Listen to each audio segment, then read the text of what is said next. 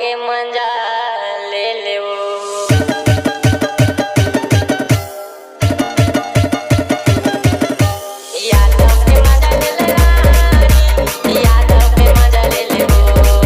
अरे यादव के मजा ले ले रानी यादव के मजा ले ले वो ऐसा नहीं पावे मौका जुगाड़ लगे ठोका यादव के मजा ले ले वो ऐसा नहीं पावे मौका जुगाड़ लगे ठोका यादव के मजा ले ले वो मिस्टर नरेंद्र निषाद।